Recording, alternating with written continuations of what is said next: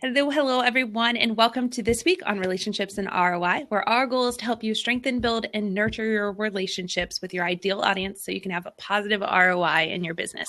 This is a weekly show where we come at you every Tuesday, I should say, at 2 p.m. Eastern Standard Time to bring you tips.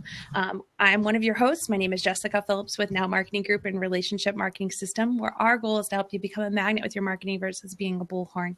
Our digital marketing agency located in Ohio.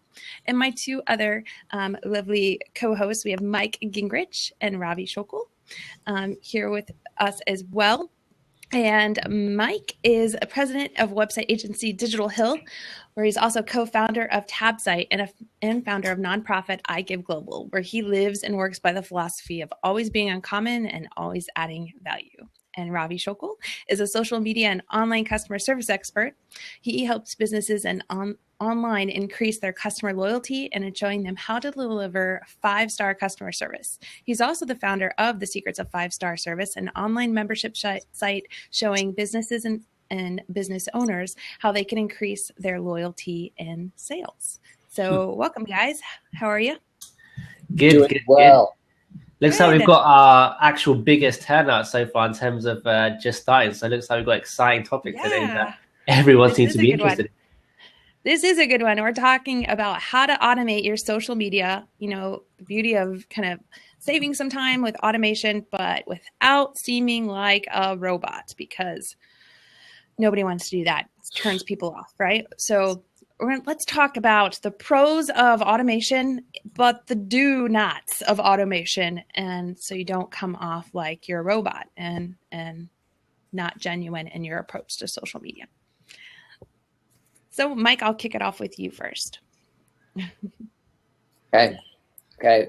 Well, I think that it's always important that you try to develop efficiencies, but that you develop within those efficiencies some specific ways of customizing. So it's kind of a unique mix there. And I think that one of the biggest pieces that you need to learn off right away is that, with different platforms, different messaging applies. Obviously with Twitter, there's a 140 character limit, but people talk differently on Twitter. And, it's important to use hashtags on Twitter, where on Facebook, you're not going to use hashtags as much. You can use hashtags, but it's not as common. So you don't want to tag someone on Facebook the way you do on Twitter. And so you need to, you might want to share the same piece of content, but you want to try to find some unique ways to share it on different platforms. That's a first quick tip.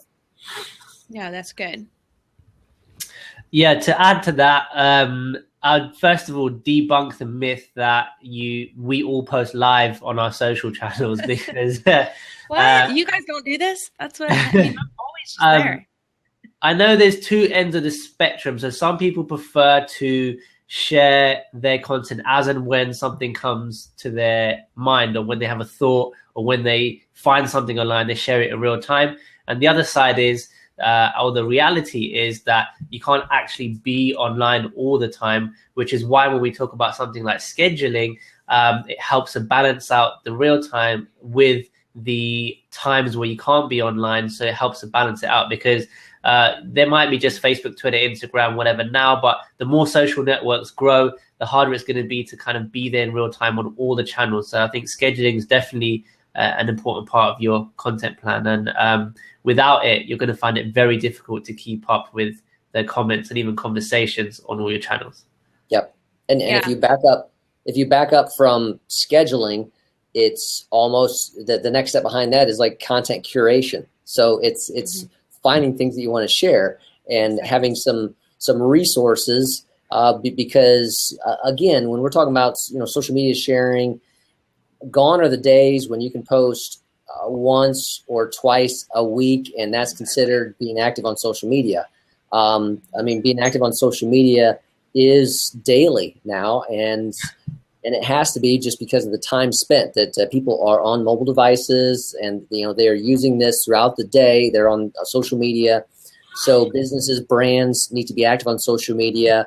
And I think when you talk about Facebook, because they're not always on at any one given time, but they're on multiple times throughout a day. So you might need to post 4 times a day. And on Twitter, it's that streaming feed. So, you might need to be tweeting, 8-10 times a day kind of thing, but you need to have some content behind that. So content curation. Exactly. And what are the sources that you want to pull from? Obviously, it's your own sources. You should be developing some great content on your websites. And, then you want to get that in the queue. And as Ravi says, we want to do some scheduling with that. We're using some tools, usually some third-party tools, so that we can set things up for multiple social platforms. So I'll just give one example, and that is that I use Buffer for Business as one of my tools. And so Buffer allows me to set up feeds. And then, for those feeds, so I can have, 10 different blogs that I really like set up in there. It'll pull in what their latest content is. And then I can say, I want this to go to Twitter. I want to go to Facebook. I want this to go to LinkedIn. But then I need to, tweak those messages so that it's not just the same message going out, because I might want to @tag and put a hashtag to the Twitter one. I need to make sure it's 140 characters. But with Facebook, I might want to, do something a little different, ask a question. I have a lot more character space to type in there. So I want to do something different that way. So I think, those are key pieces and things to take into account. You touched on a good point, though, Mike, when you first said that gone are the days that you could post once a day. And I almost say, gone are the days where you can be on every platform unless you are going to be present, because it does take a human approach on every level. There's no way that you can just set up an automation and let it go. You have to be able to log in daily to the social platforms that you want to add that human approach to, so you don't seem like a robot. And if something's new and shiny and you get set up there, you don't want to just set it up and post a couple times, or even just post, in your 4 times a day or whatever you need to do, but never be able to go back and touch that site as yourself to see what else you need to do with engaging. So first thing about being human in your approach to social media and not seeming like a robot is that you have to be willing to learn the platform and how you can be human on it and add that value first, and choose those sites that you're going to make the biggest impact for your business. And it may only be, if you don't have a lot of time, it may only be 2 or 3 that that you really, that's where your personas are, that's where your clients are, that's where you can add value, that's where you're going to hang out. And then strategize the timing aspect of how can I save time with mixing the scheduling and then using my time, because I've scheduled and planned out thoughtfully my posts, that I can go back in and be a human. And to your point, making sure that the tone of voice that you're using on each one matches the platform, because Twitter is a lot different than Facebook. Facebook's that sit down restaurant kind of, you're going to hang out and be very conversational. And Twitter's fast food, restaurant where your information's on the go at all times. And you have to have good content in there to feed it and to keep it going. Yeah. So knowing the platforms is one of the biggest pieces of it. Yeah. So I mean, that's some of the automation. You can get some of those automations. You can get great content that's set up, but then to not seem like a robot and to be relevant on those different social media platforms, you do have to find those ways to customize for that, exactly. and get it out there. Exactly. Yeah, I'd also say that even if you scheduled every post, you could still not seem like a robot if you came in and responded, right? So we're not saying the problem is automating that the process, and it may seem robotic, but obviously stage 2 is once you scheduled it out at 3 p.m., you need to be there in case the comments come through. Otherwise, you're going to have a page full of good content, but no one's actually there to answer questions or engage with. And that's the key thing. Thanks to social media now, people will just simply unlike, or worse, hide your content from their feed. And once that happens, it's very, very difficult to get them back again. Yeah, because if they're hiding it, you don't know. You're still, your fan growth is still there, and you're looking at the vanity metrics of, I still have the likes, or, I still have the fans, but you have no idea that your content's not being seen unless you're going back and looking at that conversion or the traction to your site. So you make up a good point, using your time wisely to schedule. I mean, all of us schedule, right? I mean, it's no hidden secret. Most companies that are actively putting out content on a daily basis are scheduling. They're using a platform to do it, but they're not just putting the links out there with not a thoughtful kind of comment ahead of time, but they're using their time wisely to maximize it and go back in and engage. But there are some things that I would say do not put on autopilot, if you will, or automation. One of my pet peeves are like auto DMs. I have not seen anyone do this in a way that does not seem like a robot. I don't know if you guys have, maybe it's just a personal preference, but those auto DMs that are like, thank you for following me. Please also check me out on Facebook. I'm like, we're on Twitter. Like, if I want to check you out on Facebook, I'll go there, but we just met, But, yeah, literally, in Hootsuite, I have any DMs that come in there, and I can scan that in one shot, and literally 9 out of 10 are auto DMs that come in there. I mean, it's spammy, right? Yeah. I actually had one. I take that back. I had one auto DM that came in. It was like, hey, thanks for joining me. I love your profile, blah, blah, blah. And it was like this really nice, it seemed like personal message, right? So I literally replied back to them and was like, thank you, and responded back in the way that, you would. But then it was like crickets. It was like they had this auto DM on to seem original and, and genuine. And it was just auto DM. They didn't go back and follow up. So then I'm like, okay, that was just a DM, like what is this? But so definitely do not do auto DMs unless you're going to be there to answer back the responses, I guess, and make it seem genuine. Yeah, we just had a question, which was, what is the point of being on social if you're auto posting? What would you say the kind of your key answer would be to that approach? So the unique content that if everyone's auto posting would be your own content that comes from your blog. And also it could be real-time content. Honestly, like today in Ohio, for example, it's, they're voting today. So I could literally schedule out knowing that that's happening today, or maybe it's a conference or something that's happening, and schedule it out knowing that that's going to be something that's real-time and happening today.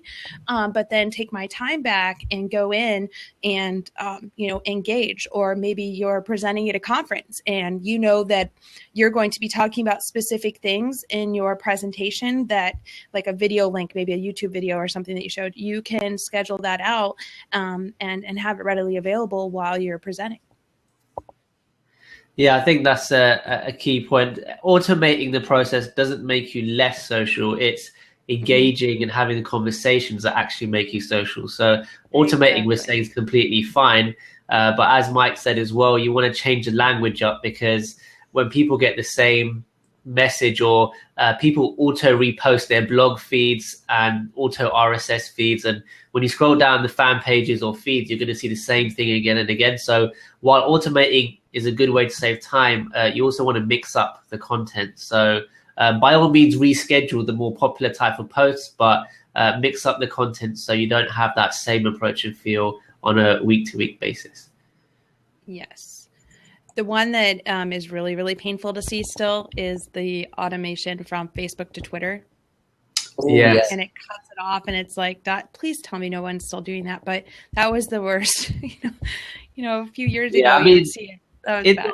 In the rare instances, you're saying, like, I don't know, good morning or something, where you can translate it across networks. It works on those occasions. But normally, if you want to like tag other people, like Mike said, or give a bit more of a description, then you're kind of going to struggle to do that across all channels, and it still come off in the same light. So I think that's definitely a great point as well.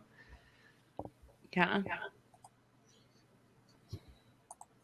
And even like the blog titles, like if you are using Buffer or something else to schedule. Sorry, a little bit of a echo here. Got some auto. Yep, there you go. There we go.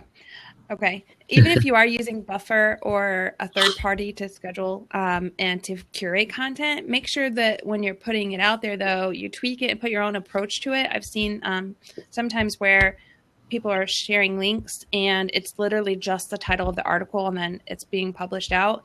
And it doesn't sound like you've read it or put any thought into it. So if you put your own kind of oh, I really like tip number 3, maybe if it's, 5 things you need to know about social media automation, for example, you're like, oh, I really like tip number 3, or whatever it is, to show that you've read it and took some, interest in the article before you're just pushing it out there, making sure that you've read it. Or at least skimmed it. I'm not saying I've read every single article fully that I've scheduled out, but I've skimmed them at least to know what they're about. Yeah, I think that's a good point about building trust as well, because majority of people who follow you on your social profiles are following you as an individual, right? So I could easily follow Mashable if all I wanted to know was the 20 best selfies in 2016 or whatever. If you then turn around and said, well, I think this is good and that isn't, then I have more of a reason to go in and say, wait a minute, I agree with her, and you get to build that two-way relationship, right? So I think that's a great piece of advice, to add your own input and your personality onto the post, because you shouldn't be afraid to say you don't like something or you don't agree, because your community are also probably thinking the same thing. But I guess they're waiting for you as a business to take the lead and let them know, how you feel on the content, so they can obviously engage and let you know how they feel at the same time. Yep. No, I think, Jessica, to add on to your schedule, but put your own spin on it. I mean, you take an article that is the 7 best tips for this, right? So, it's simple to break that down and to say, number 4 was my highlight. It talked about X. And that's your precursor to that piece of content. Or maybe it's a question about, I really like this article, I think it has value, but I wasn't sure about number 2. What do you think? And it's that's just a quick example of that kind of offering your own uniqueness. I mean, that content came in maybe through your content curation, but you're kind of customizing it, to the point of breaking it down. There's 7 of those things. You like 2, you didn't like 4, and getting people's thoughts on those items. Plus, it makes you sound more human, too, because you're making it a conversational tone. We always tell the team members when they're posting content to read it out loud and make sure it sounds natural. Like if you were to say it to someone across the room from you, or if you would send it in to a text message, you're adding that conversational tone, so it doesn't just sound like headlines or meta descriptions and then the article. You are making it conversational and leaving room to ask people to engage back with you. You're saying, here's this, and tell me your thoughts on this, or give me some feedback, engage back with me. And it's leaving that room for it. I think I just seen April's little head pop up in here. Hey, April, how are you? Yeah, I think also when you're automating your social content as well, like things, I think it's important to leave some space in your content as well. While automating the process helps save time, you still want to keep that flexibility to add in something that happens on the fly. So having that space in between content is obviously another way not to seem like a robot. Because if you've got posts going out every 4 hours round the clock, while you might get your engagement rate up because more people are seeing it, you're also not going to get the benefit because, people can tell that this is something that's auto posting, and you're not going to get that genuine look and feel, especially with Twitter, Facebook, Instagram, all promoting video. You can schedule video, but again, keeping some space for real-time activities is going to be key as well. Yes, that's a big one, especially if you have something scheduled out. Maybe it's like, hey, today's a beautiful day, but something tragic just happened at your location. It's a big red flag that you were not present there and that this was not really thought about. So making sure that there's what's going out and what you have scheduled, and making room for the real-time posts is definitely king to not seeming like a robot. And also check trending hashtags, because we've seen a lot of brands who fail with trying to be clever and witty with something that's trending, and then it backfires because it's not in the right context, or they've kind of turned a sad situation into a humorous situation. So always make sure you check your hashtags when scheduling content, because they change in real time. So maybe this week it means something different, and next week other people are using it a different way. So preempt or have a look at those hashtags before you add them in. That's a really good point. Yeah, and someone here leaving space for reactive marketing is super important, and that is exactly spot on. You know, we schedule out so many, but then we leave time during the day for those real-time happenings, like Ravi had mentioned too, and then just for anything that's up and coming and current that you want to push out there. And then leaving the time in between because you want to share from other people. So I know if I have something scheduled at 12 and 4, at 2 o'clock, I know it's time for me to see what else other people are putting out of really good value that I want to share from their profiles because I want to engage with others so I receive engagement back. It's a giver's gain in social. Yes. No, I think we've got a lot of good input out there. I mean, there's to run your business, particularly if you're a small, medium-sized business, and you may not have the budget for a full-time social media person. So you're trying to find some efficiencies. One of those efficiencies can be to curate and schedule some content out, but as we're saying, find ways to personalize what you're putting out with your own thoughts. And then personalize it for the unique platform, as we've talked about. Twitter is different than Facebook, those types of things. And, leaving space for that exact real-time live social media interaction and remembering that social media is social, and so there should be a two-way street. So are you leaving time just to comment, to respond, to follow up, to reply? Exactly. Now, have you found any tools, and you mentioned Buffer for Business, are there any tools that you guys have found that work better for scheduling that doesn't seem like a robot? I know, like, for example, the ones that have maybe the hashtag of the platform or the software you're using lets people know that automatically, hey, this is being scheduled or automated.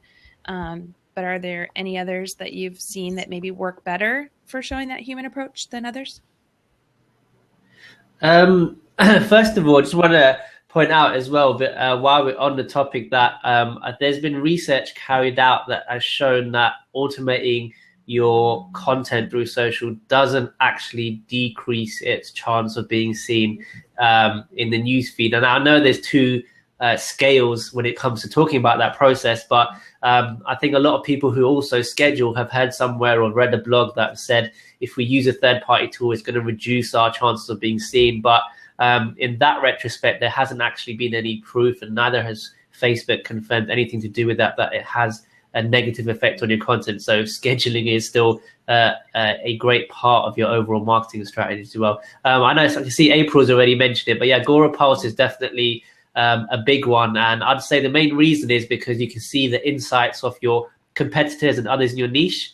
So while automating is one part of it, you need to know what to automate or when to automate. So if you can see what your competitors are doing and how they're increasing or getting the engagement rate up, then it just gives you an indication on what type of content to share. And again, it's got the time, best times to post, which I will repeat, there are no golden rules when it comes to posting, but just keeping experimenting with posts is another great thing to do as well. So for me, I'd say Agorapulse, because of their insights as well as their ability to see what the competitors are doing.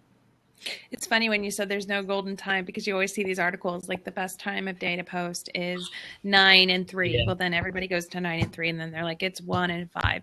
I do think that there are better times to post, but it just depends. Like we have it scan each of our clients' profiles, and it tells us for them specifically the best times of day to post. There are some higher traffic times just because of common times that people would be online, but it's funny to hear you say that, because there is that common question out there. Yeah, those infographics seem to resurface every couple of weeks or so often. So I think it's good for us to let them know that, there isn't a golden time, and it's different depending on your fans and who your audience are. Great. Good. Is there any other questions out there in the audience, or any other tips that we didn't cover that people talk about when they say, how to automate without seeming like a robot?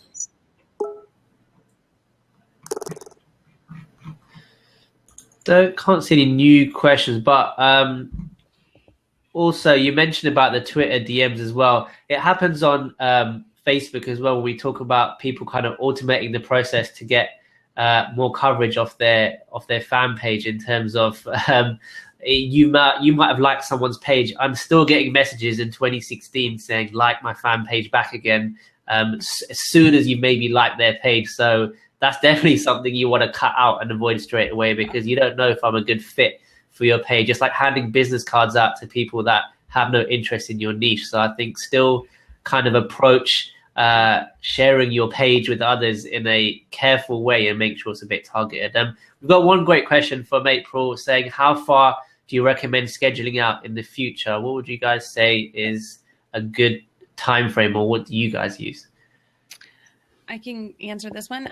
We plan our post 30 days at least in advance, but we only schedule out a week to 2 weeks in advance, depending on the client. That way it's in a time frame that you can really monitor what you're putting out every day. So we already have the content ready, but it's not, and it's kind of in a queue from what we use. And then schedule though a week to 2 weeks out, depending on the client. And that way we can, be agile if we need to make some changes. So when you say schedule out, is that scheduling out the social or scheduling out the actual content writing? No, we schedule out the actual post. So we plan out our content. We're kind of different, but we plan it out 6 months on what our themes are going to be.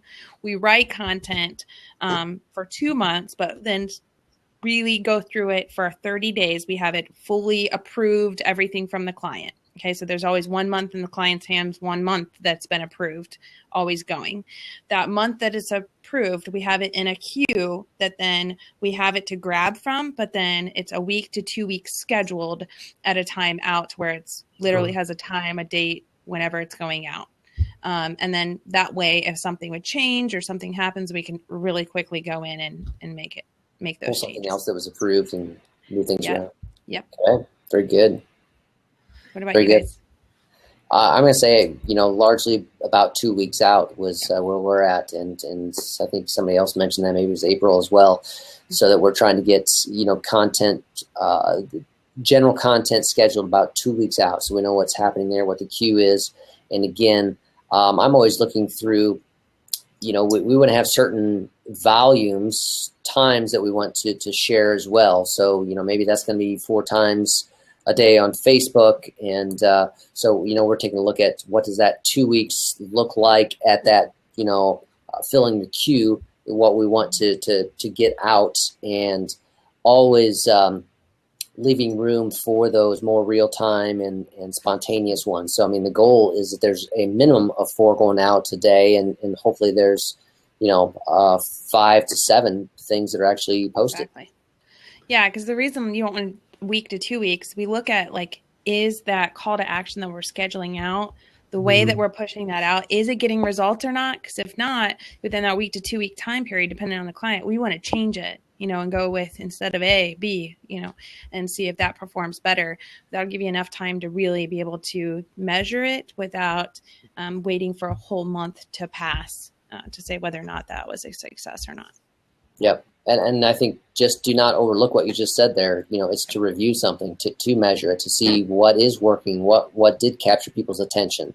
We're not even today with automation, what we're talking about here, we're not even really going into the types of content, but you want to evaluate links versus videos versus images, and you want to mix those in, and you want to evaluate what's working on different platforms that way. Exactly.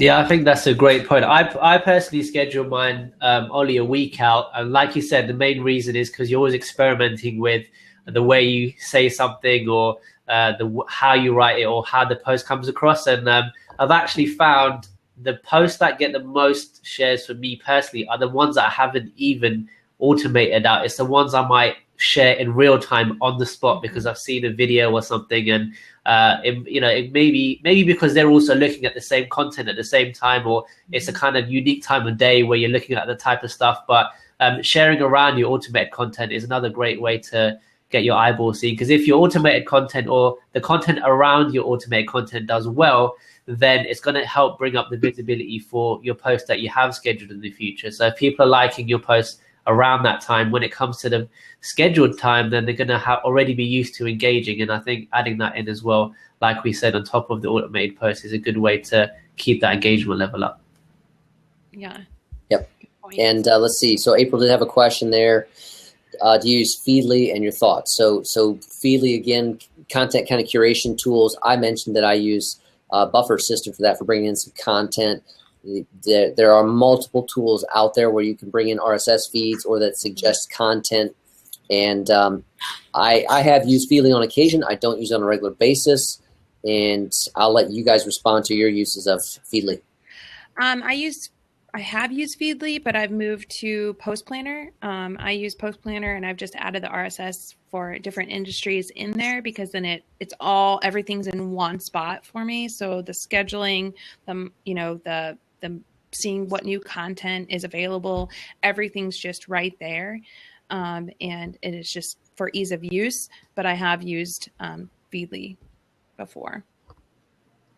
Yeah, I haven't touched too much in Feedly. Actually, a little bit old school. I use the Facebook Save feature because I'm on Facebook quite a bit. So anything that comes into the news feed, you can save it, and it just allows you to go through a list when you have time to schedule. But same with Jessica. Obviously, the benefit of Post Planner is you get to load in feeds from different pages and different social channels. And you get to rank them in order. So scrolling through that very quickly just helps you identify what's working in their niche and allows you to kind of get inspiration for content for your pages. I also did use Pocket for a while, which is a Google Chrome extension and a mobile app. And it works in the same way where if you see a piece of content you like on the web, you can just literally click a button and it saves it to your personal directory. But I'm going to be honest and say that mine's just turned into some biblical length of websites, which I haven't even got time to go through. So if you are curating content, make sure you go in there and whatever you've used, you take out of the feed. And that way you're always refreshing it with new content, because it's so easy to pile up content in a landscape now where we're almost overwhelmed with information. So I think go through your created content and kind of clean the top sites in there on a regular basis. Yeah. Good points. There's always so many tools that do specific things that, we've all mentioned some of them and what we use. I'm trying to find one that does it all. I think I may be stumbling on one that's doing that. I'm testing it right now, called Zoho Social. They've made other apps. They're new to the social media. Scheduling, that kind of tool, they're developing it right now, so we're beta testers and telling them what other things that we like, so they can try to add some of that in. And so far I'm loving it, but we're only like 30 days in right now, and I have it fully converted to only using that, so I'm going to give it another 30 days. But my dream is, and if they can make this happen, to only have one tool to use forever and for always to do everything you need it to do. I don't know if there's such a thing for everyone, but this could be amazing if it works. So. Yeah, I think also one other thing is that we haven't touched upon, which is quite common when we're scheduling content, and that is, how often do you reschedule a post that has worked well? Because do you just let it go through your feed, or do you think this has really worked well for us, so maybe we should share it in another 10 days time? How do you approach the more kind of popular content on your feeds? Yes, especially on Twitter. And I know, Mike, you do this, so I'm going to let you talk. Yeah, no, I think that you need to be watching what those pieces are. But if it's resonated with some of your audience, I think that means, yes, you need to share it again in some way, shape, or form. And there's this thing called evergreen content, which is always green, always relevant. And I think that if you find something that way, because you need to remember, on Facebook, what is it? 5% maybe are seeing every post. Yeah. On Twitter, it's maybe even less than that at times. And so if you're getting some reaction on some, that's a good indicator. Others might like this, but based on those numbers, a lot of them didn't see it. So you want to be able to share it out again. So I'm watching what was popular to get that going. And as Jessica mentions, particularly on Twitter. So there's things that are evergreen that I kind of like to do a plan, which is, something comes out. I publish a new blog post. I want to get some information out about that right away. So this is now new relevant. Hey, here's the fresh content. A few days later, I'm going to want to get something else out about that and just say, hey, if you haven't seen this one, or here's a top point, or this is my key thought on this one. And then, it's going to go into my queue for, if it's Twitter, I might set it up to come out every 5 days for 3 months or something like that, just so that it's getting in there if that one is proven to be valuable to people, and find ways to make sure it gets in front of them, just because of there's a lot of noise out there, and a lot of people may not see it the first time, but if you have a dedicated community, there's possibilities that they can see that along the way.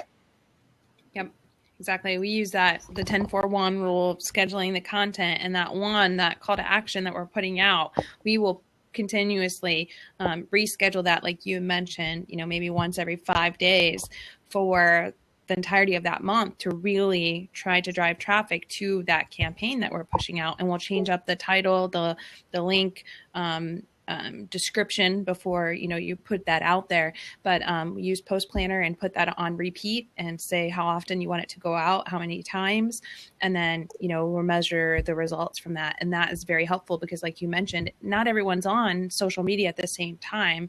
They may be on Twitter in the morning and you shared it in the evening, so you want to change it up and make sure that everyone is having the opportunity to see that. You don't have to make it look like the exact same post, but maybe the same image, a different description, test it out, see which one's performing better, and then put it back in the queue. So you can use it, especially with your evergreen content, and that's helpful to keep driving that traffic back to those blogs that are useful. Yes, indeed. Wow, time flies. Yes, it does. Wow. Yeah. 2:42 already. So, all right. Well, thank you everyone for joining us this week. We will have a recap of this and for the replay, and also on our blog. And next week, as this is a weekly show, we do this every week on Tuesdays at 2 p.m. Eastern Standard Time.